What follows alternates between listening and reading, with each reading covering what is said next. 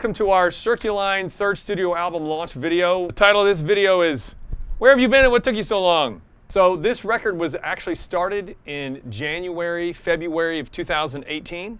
So 2018, 19, 20, 21, 22, 23, 6 years in the making. And what have we been doing?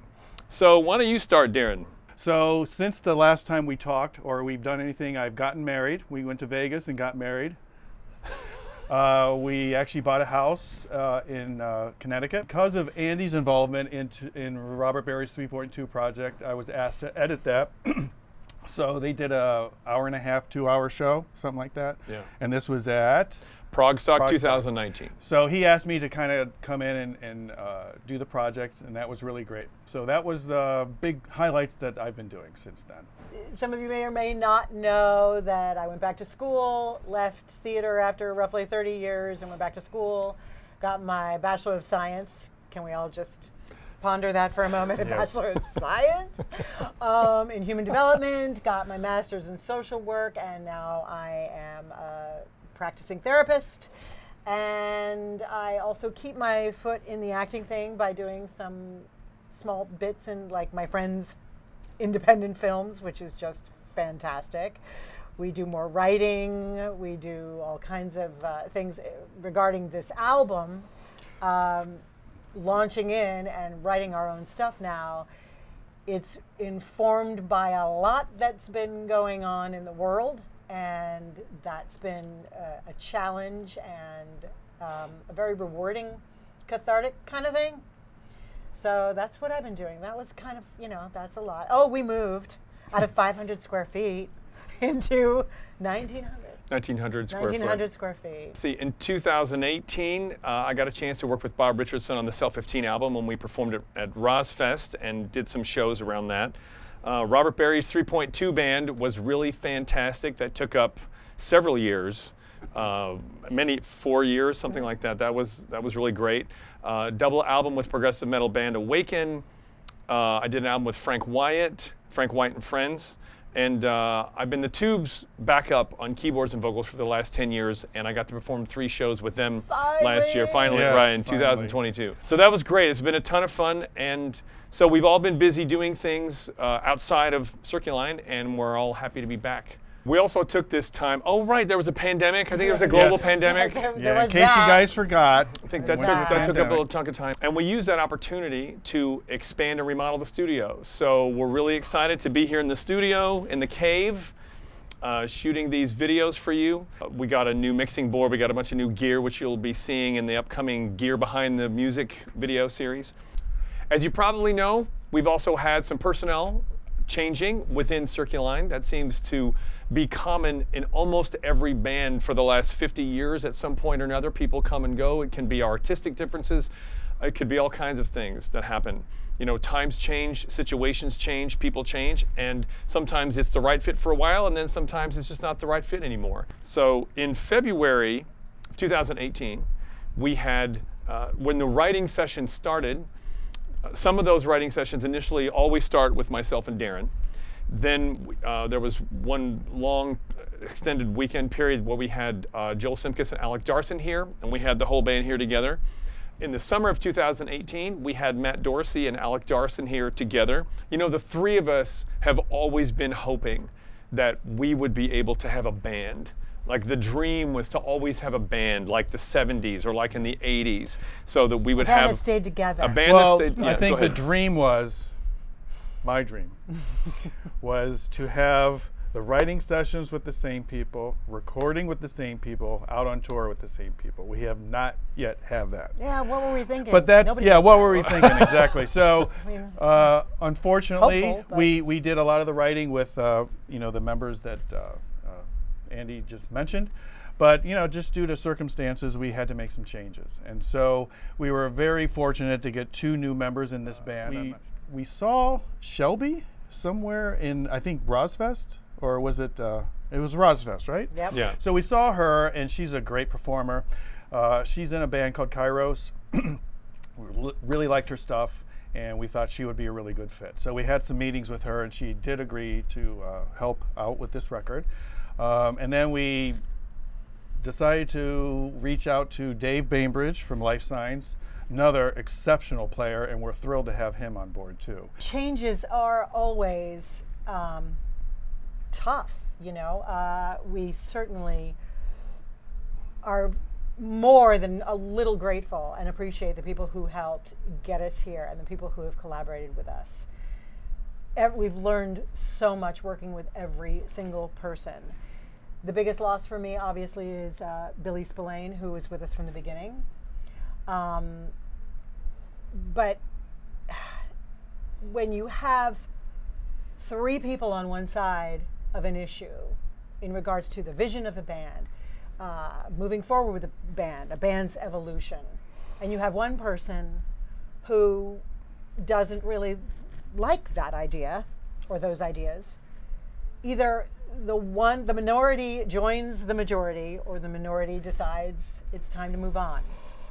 And that's verbatim. He thought it was time to move on. Billy left the band in 2021, August 2021, and we wish him nothing but the best of everything. We love him.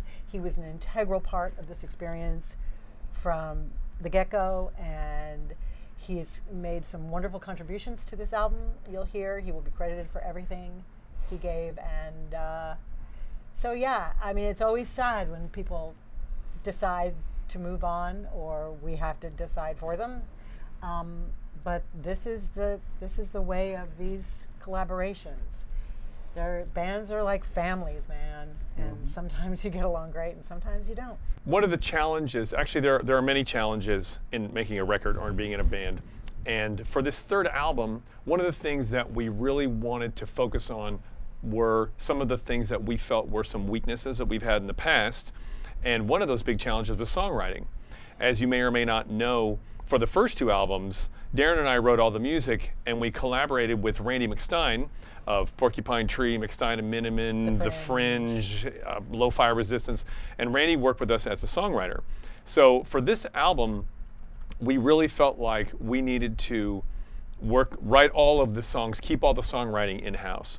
So we've basically, over the last 6 years, we've written at least 20 songs, and when we needed to just start getting things going at a faster rate, we just picked 8 songs, about 45 minutes long, the front and back of a side of vinyl, that we thought were closest to being finished, and we hashed them out, and every song has been through 20 or 30 different versions. Oh, and you know, we hope you like it. Well, yeah, I think part of the challenge too, and Natalie came in with her lyrics. I don't think you wrote them as lyrics. I write poetry. So she stepped up and really kind of, I don't know what you would say, forced her way. No, I'm just kidding. Well, actually, I forced her. Yeah, I forced her. Yeah. So, which was a good thing, and we weren't sure where we were going to be able to find the talent or find which direction we were going to go into, but luckily Natalie came through. And the good thing about the way the 3 of us work is that she can present the lyrical content, and Andy and I, if we have, you know, some ideas, we'll certainly make some changes. And likewise for me, you know, I brought some lyrics in, and we all made some changes. So we're all pretty easy, right? We're easy. Each other. We're easy to work with, right? We're really easy to work with. Yeah. When I write songs, they tend to be extremely literal. So you'll hear some input, but you won't hear any original lyrics. Nothing on this record. Yeah, it's just how it's how this group works together. The music is. Some of it is, one former member said, wow, this is kind of off-brand for you guys. I'm not even sure what on-brand for us is, though. Our other albums have been really eclectic, and really, you know, we have some instrumentals and we have some, you know. But for lack of a better term, you'll be able to identify which are the girlier songs, the ones I wrote about relationships and different things. But yeah, this was a very exciting departure in a lot of ways for us, but also the people who love Circuline, who've been with us from the beginning, will also not be disappointed. There's a lot that resonates with that old stuff. We tend to write longer songs. We tend to write songs that are about 6 or 8 minutes, sometimes 10 minutes. And we had a friend of ours who said, I really love you guys, and I want to support you, and I really want to listen to your stuff, but 8 minutes, like I can't listen that long.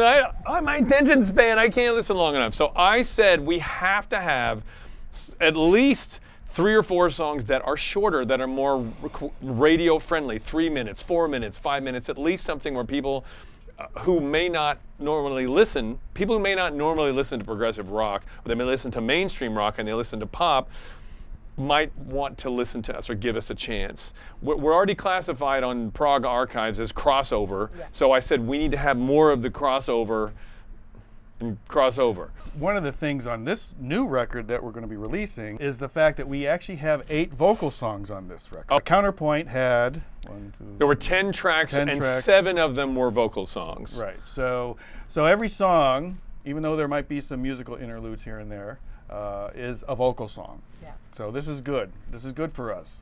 And I believe, if I'm not mistaken, I've heard the name David Foster a few times from him. So that's kind of a mold, I guess, we kind of put some of these songs through. In an effort to expose our music to more people, our kind of default position in the past has been to write things in the 70, 80, 90 beats a minute, kind of really groove, medium groove, 70s, 80s kind of thing. And I said, if you look at pop music of the last 20 years, and you look at the Billboard 100, all the beats a minute are 100 beats a minute, 110 beats a minute, 120 beats a minute. And when Darren's mom watched our video, what did she say? Don't you guys have anything any faster? Yeah, or what? That was a quote.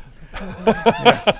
Don't you guys ever write anything faster? Right. So when a woman in her 80s asks for some faster music, that's where some of the faster songs came from, because I would just come in and put on a click that was faster and say, well, we have to write some more up-tempo stuff. So that's where we've been and what we've been doing and why it took us so long to get this 3rd album finished. And thank you so much for being on this journey with us.